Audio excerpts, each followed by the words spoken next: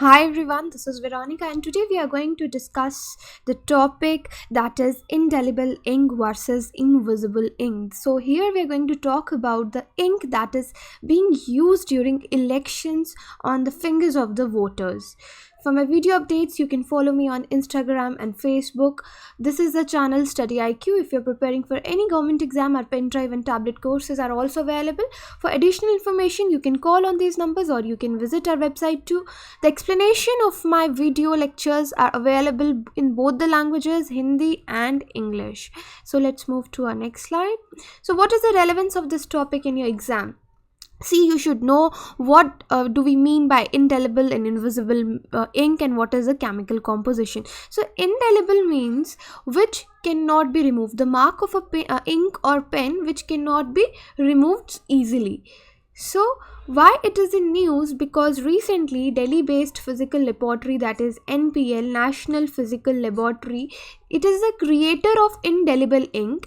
Now they have a new concern that they are creating an ink which when applied on the finger, it does not leave a trace. It merely glows a bright orange when a low intensity beam of ultraviolet light is shown on it. So here you can see what I mean. So here they are using this marker on the finger of a person and on the cuticle also, but here you cannot see any mark. But when it is exposed to UV rays, to the UV light, low intensity UV light, it glows in a orange color, bright orange color.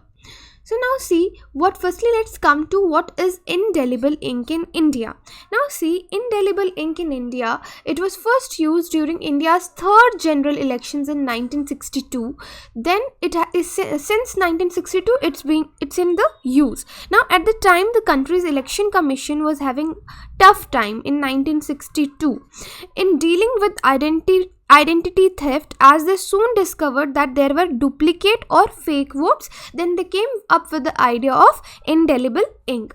Now let's see what is the chemical composition of indelible ink. Indelible ink is a chemical compound called silver nitrate. Okay, so it is made up of silver nitrate. Actually, I used to work with silver nitrate at a concentration of 0.5% to make nanoparticles in the laboratory. And it was so strong that if it falls on your hand, if the dots, then you will get these purple marks on your hands. And it is there on your skin for many days.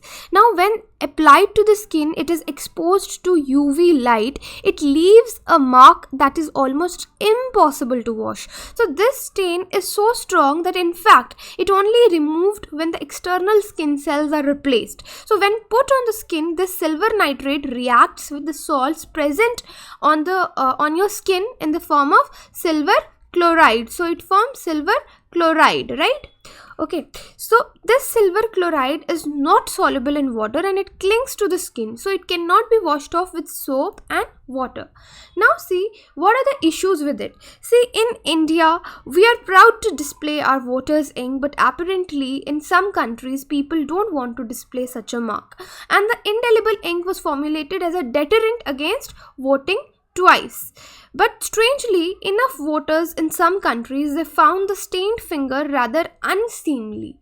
So we have to come up with one more option, and there are various controversies which are attached with the indelible ink. So let's talk about Malaysian. What are these controversies? If I talk about Malaysian general elections in 2008, the election authorities cancelled the use of electoral stain a week before voters went to the polls, because they said it would be unconstitutional to prevent people from voting even if they had already stained their fingers. So additionally, they cited reports of ink being smuggled in from neighboring Thailand in order to mark people's finger before they had a chance to vote, thus denying them right to vote. Okay, so this was the controversy of Malaysia. Then there was a Zimbabwean presidential elections in 2008, again a controversy in 8.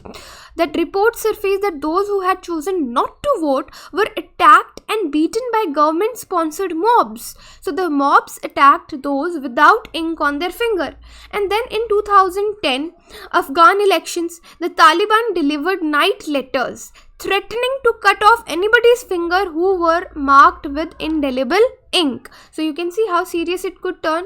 And last, I'll give you an example of 2013 Malaysian general elections. So in light of first ever implementation of electoral stain, these voters reported that the ink could be easily washed off with running water, despite assurances by the Election Commission of Malaysia in the contrary.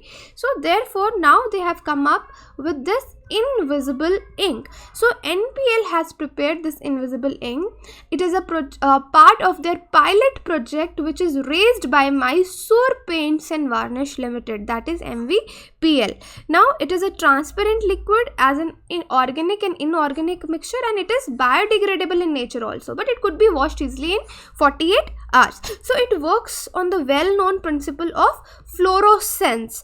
What happens in fluorescence? There are certain materials which emit a characteristic glow when they are exposed to ultraviolet light. So the NPL ink, however, glows only when exposed to a narrow band of frequencies of UV light. So NPL's invisible ink experiment is linked to a larger project that we'll discuss in the way ahead.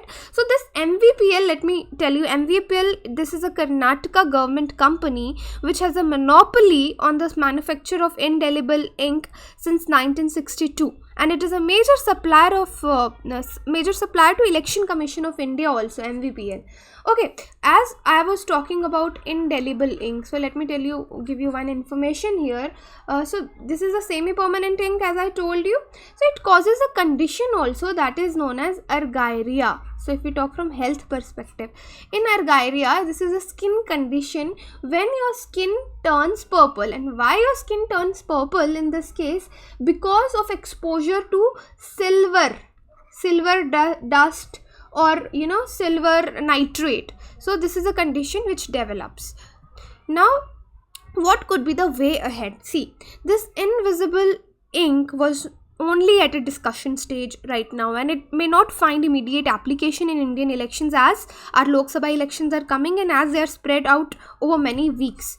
So what is the larger vision here? The NPL's invisible ink experiment is linked to a larger project of creating security inks that could be used to make bank notes. It could be used to notify the documents such as passports if we want to make them more secure, right? So this is all about invisible ink.